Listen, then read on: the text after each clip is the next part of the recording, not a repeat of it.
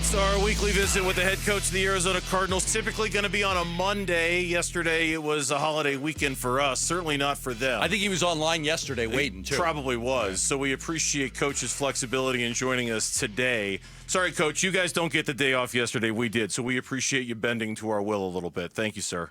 Yeah, I sat on the phone for like an hour, and then somebody told me you took the holiday off. I was like, oh, okay. Yeah. I thought we were hard workers over there. That's our bad. We're a little lazy. We lax a little bit. We like those 3-day weekends. I'm okay with it. I'm okay with it. That's all right.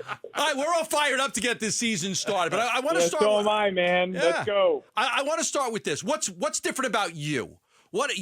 This is your second year as the head coach. What did you learn about yourself in year one that you're changing for year two?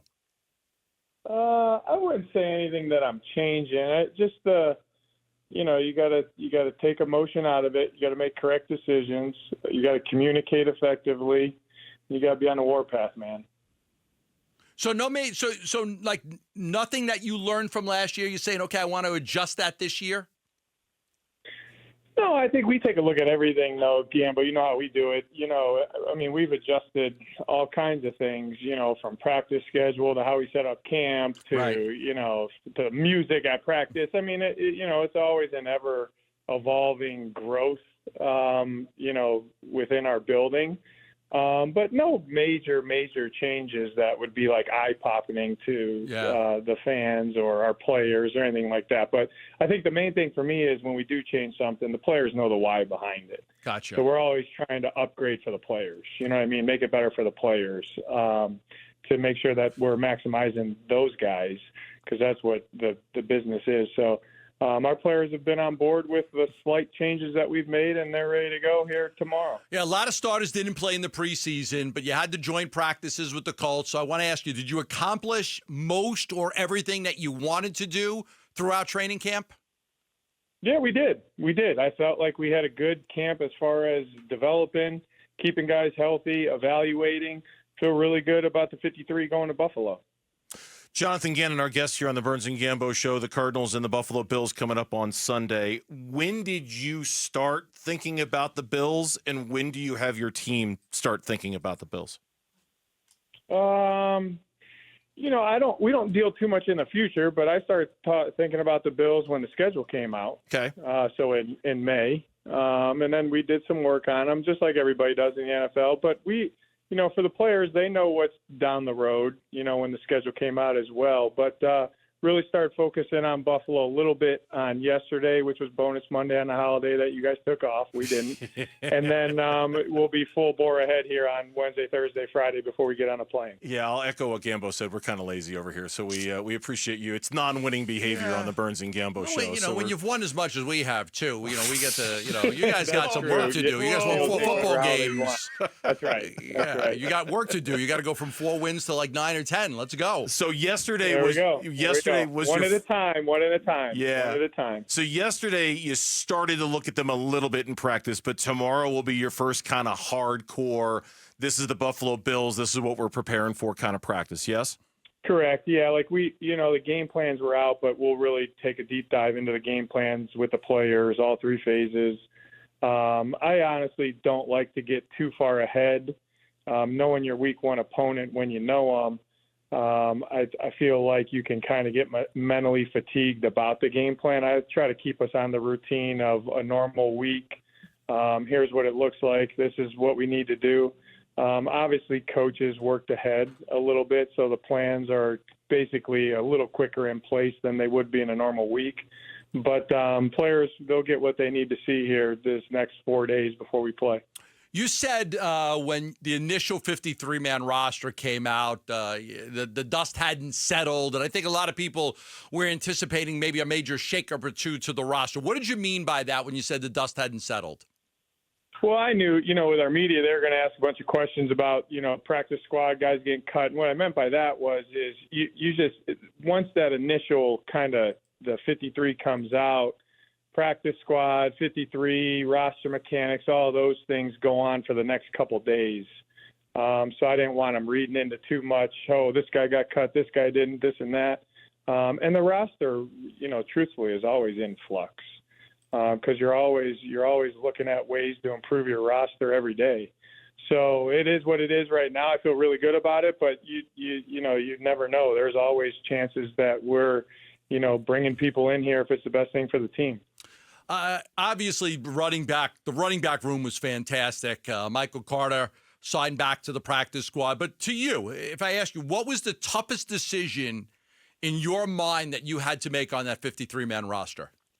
That was one of them. That's a good one because Michael Carter is a really good player. Really good.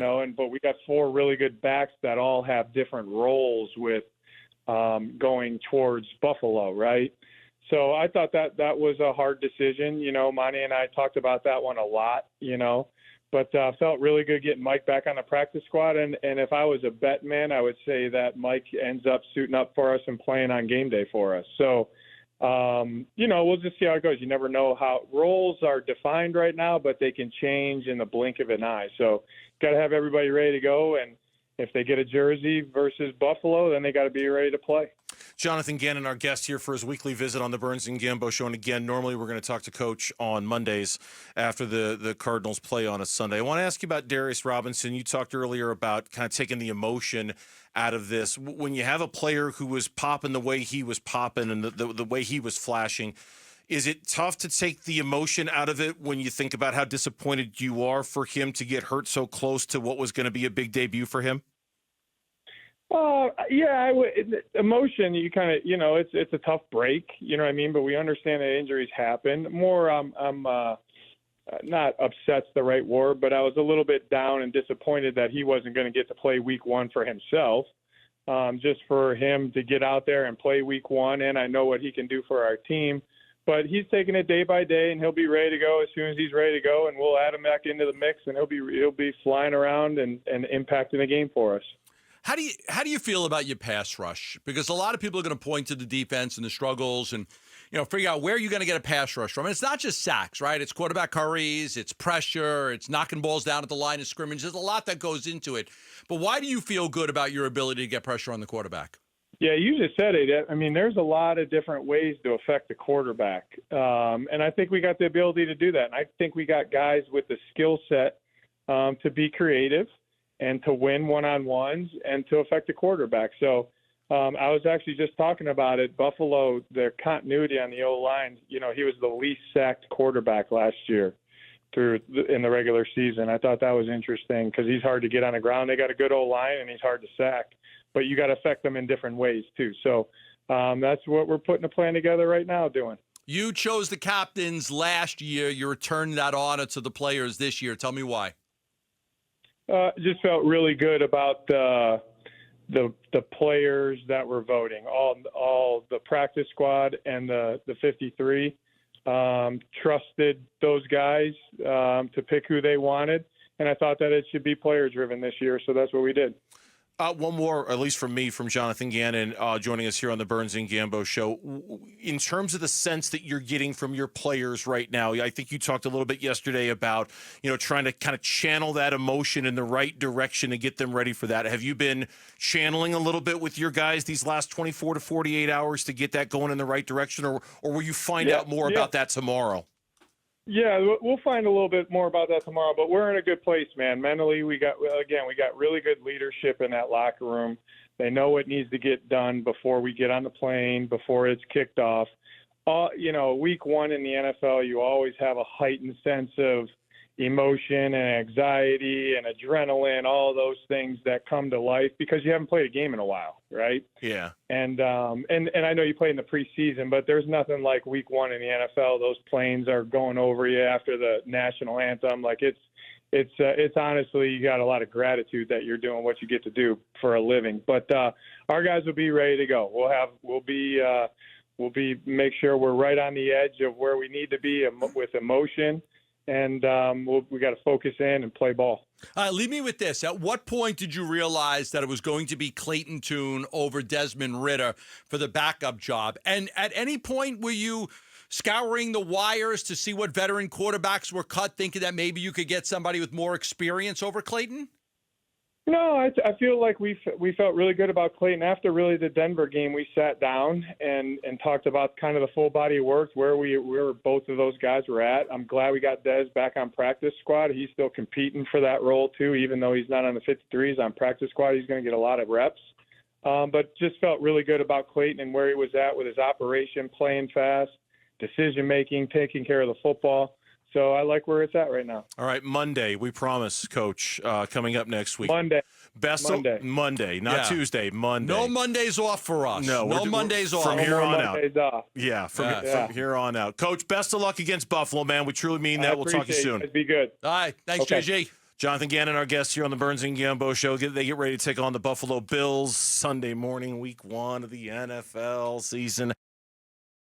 Thanks for watching Burns and Gambo. Click to see more from the guys and hit the button in the middle to subscribe so you never miss a video from Arizona sports.